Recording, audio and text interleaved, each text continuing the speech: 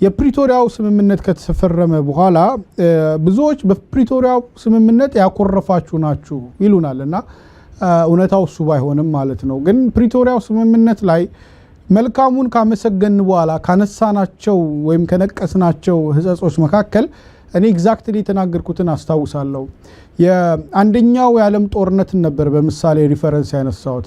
የአንደኛው የዓለም ጦርነት የተጠናቀቀበት መንገድና ቨርሳይልስ ላይ የተፈረመው ስምምነት በቀጣይ ጀርመንን ለሌላ ጦርነት ያዘጋጃት ነበረ፣ ለቂም በቀል ውስጥ የከተታት ነበረ። ስለዚህ ጦርነቱ የተጠናቀቀበት መንገድ ለሌላ ጦርነት የሚጋብዝ በር የሚከፍት ነበረ።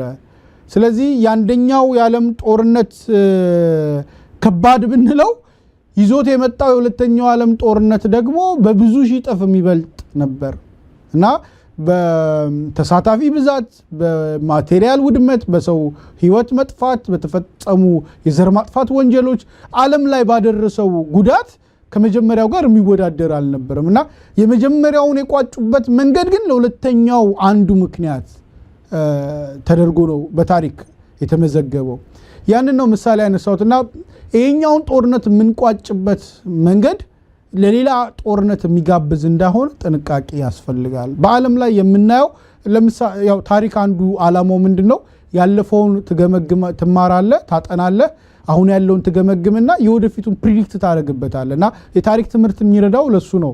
ስለዚህ ኢትዮጵያ ውስጥ ያለፈውን ታሪክ አንስተን አሁን ያለውን ነገር ስንገመግመው ስምምነቱ ከተፈረመ በኋላ መንግስት ፕሪቶሪያ ላይ ያገኘውን ድል በተግባር እነሱም አምነው ይሁን ተገደው የፈረሙበትን ነገር መሬት ላይ በማውረድ ደረጃ ሊሰራ የሚገባውን ነገር ናይሮቢ ላይ ሄዶ ቀለበሰው። ከዛ ሐላላ ኬላ ላይ ሄዶ ደመሰሰው፣ አጠፋው ማለት ነው። ያኒ ነው በቃ ፕሪቶሪያ ስምምነት የሚባል ነገር ጀስት ዝም ብሎ የዝንጀሮ ገበጣ ነው። ከዛ በኋላ ምንም ማማንን እየመራ ምን እየተካሄደ እንደሆነ አይታወቅም። ፕሪቶሪያ ላይ መስመር የያዘውን ነገር ናይሮቢ ላይ በሌላ አቅጣጫ ወሰደው፣ እንዴን ሐላላ ኬላ ላይ ገለባበጠው። ከተቋሚ ከምን ሊያስገባና ሊያደራጅ የሚገባውን ነገር መርህ የሚባል ነገር ስለማያውቅ መርህን አጥፍቶ ለቲፒኤልኤፍ ሰጠው። ቲፒኤልኤፍ ደግሞ በምናየው መልኩ ህዝቡን ይዞ ለሌላ ጦርነት ሲዘጋጅ መሳሪያ ሲያደራጅ ምን ሲል ቆየ። አሁን የምናየው ደረጃ ላይ ደረስን። እኔ ይሄንን የማወራው ከህዝብ ወገንተኝነት ነው። አሁን ባለፈው ጦርነት እኮ ደግፋችኋል። አዎ ደግፍ ያለው ባይዘዌ የምጸጸትበት ማልጸጸትበት ነገር የተለያየ ነገር ነው።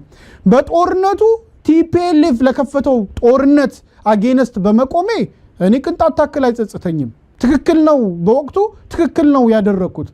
በጦርነቱ ወቅት ትክክል አይደለም ብዬ የማስበው ከነበረው ፖለቲካል አትሞስፌርና የነበረው ጉዳት አንፃር በትግራይ ህዝብ ላይ የደረሰውን መከራ በደረሰበት ደረጃ ባለመረዳቴና ባለማቅረቤ ነው የምጸጸተው እንጂ ቲፒኤልኤፍ ለከፈተው ጦርነት መንግስት ለሰጠው ምላሽ አይደለም እኔ የምጸጸተው። ነገር ግን ቅድም እንዳልኩት ነው ህዝቡ ላይ ግን በደረሰው መከራ ጦርነቱ አቅጣጫውን ሲስት፣ ህዝብን ወደ ማጥቃት ሲዞር፣ ህዝብን ታርጌት ሲያደርግ፣ ህዝብን ሲጎዳ ግን በጎዳው ደረጃ ባለማቅረቤ ይጸጽተኛል። ያንን ጸጸት ግን ዝም ብዬ አይደለም ማቆመው። አሁን እዚህ ላይ ካልተጠቀምኩት ገባ ባለፈው ይጸጽተኛል ብሎ አሁንም ግን በዛው መንገድ መቆም ትክክል አይደለም የሚሆነው። አሁን ከህዝብ ወገን ነው መቆም ያለብኝ። ያኔ ያልገባኝ ያልተረዳሁትና ያላየሁት ክፍተት ከነበረ ህዝብ የከፈለውን ዋጋ ማየት መቻል ነበረብን የሚል ግምገማ ከወሰድክ ዛሬ የምትቆመው ከህዝብ ጎን ነው። በጽምዶም በለው ከኤርትራም ጋር በለው ከፋኖም ጋር ከማንም ጋር ይተባበር። ይሄ ጦርነት ማላይ ምን ያመጣለው? የመጀመሪያው የገፈቱ ቀማሽ የሚሆነው ህዝብ ነው፣ የትግራይ ወጣት ነው። ስለዚህ አሁን ትላንት ከጎኑ ያልቆምነው ወይም በሚገባው ህመሙንና ስቃውን ያልገለጽንለት ህዝብ ካለ ዛሬ ልንቆምለት የሚገባው ከዛ ህዝብ ጎን ነው። ቲፒኤልኤፍና ማለት ታስታውሳለህ ደሬ ጌታቸው ረዳ ጫካ ሆኖ የተናገረው ስለ ትግራይ እንደዛ ተንገብግቦ ያወራው የነበረው ሰውዬ እና ደግሞ ስለ መከላከያ እንደዛ ተቆርቆሮ ይናገር የነበረው ሰውዬ ዛሬ አማካሪና ተመካሪ ናቸው። ምንም ምክር ሰምተው የሚለውጡት ነገር ባይኖርም ግን አንዱ አማካሪ አንዱ ተመካሪ ሆነው የተቀመጡበት ሁኔታ ነው ያለው። ትላንትና ለህዝብ ማለቅ ምክንያት የሆኑ ሰዎች ዛሬ ልዩነቱ ደብረጽዮን ትላንት ጓንት ለብሶ ነው፣ ዛሬ ጓንት አውልቆ ነው። ጭቅላቱ ግን ራሱ ነው፣ ተመሳሳይ ነው። ትላንት ጦርነት የጠመቀው አእምሮ አሁንም ጦርነት እየጠመቀ ነው ያለው። ትላንት ላይ ተቸንክሮ ይቀረቃል የሚለው ከሰራ እነሱ ጋር ነው የሚሰራው። ግን እነሱ ጋር ብቻ አይደለም የሚሰራው፣ ፌዴራል መንግስቱ ላይ ጭምር ነው የሚሰራው። ፌዴራል መንግስቱ ምክር የማይሰማ በአማካሪ የተከበበ ቡድንና ስብስብ ነው ያለው። የትላንቱን መንገድ የሄዱበት ጉዞና አቅጣጫ ዛሬ ለዚህ ጦርነት ጫፍ መድረስ ምክንያት ነው። 260,000 ጦር አለ። ይሄ ጦር በአግባቡ ትጥቅ አልፈታም።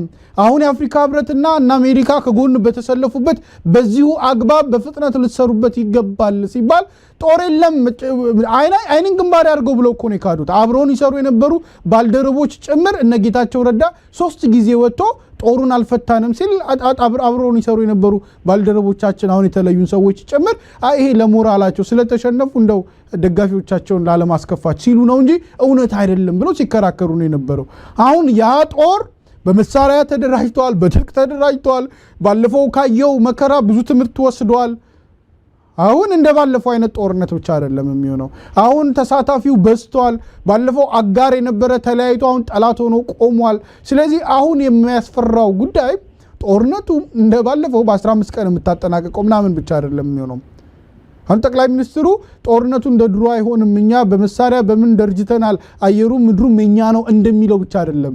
እሱ እንደተደራጀው ሌሎቹም ተደራጅተዋል፣ ሌሎቹም መሳሪያ ሰብስበዋል፣ ሌሎቹም ብዙ ነገር ብዙ አቅምና ጉልበት አጠናክረው ጨምረው ተገኝተዋል። ስለዚህ አሁን የሚመጣውና የሚፈጠረው ጦርነት ደም ብቻ አፍስሶ የሚቆም አይመስለኝም። ይሄ የኢትዮጵያን ታሪክ የሚቀይር ነገር የሚፈጥር ይመስለኛል። ኦሬዲ በኢትዮጵያ ታሪክ ውስጥ ብዙ ሽርፍራፊ ነገሮች ተፈጥሯል። አሁን ግን ጦርነት ከፈነዳና ሰሜን ላይ ሌላ አሁን ኦሬዲ ጦርነት ላይ ነን። ግን ይሄኛው አይነት ጦርነት ግን ከተካሄደ አሁን ያለው ውጥረት ግን ከፈነዳና ይሄ ፉል ስኬል ጦርነት ውስጥ ከተገባ አይ ቲንክ የኢትዮጵያን ፊውቸር ብቻ አይደለም የኢትዮጵያን ካርታም የኢትዮጵያን ብዙ ነገርም የሚቀይር ጦርነት ይመስለኛልና እኔ እጅግ በጣም አዝናለሁ እዚህ ደረጃ በመደረሱ።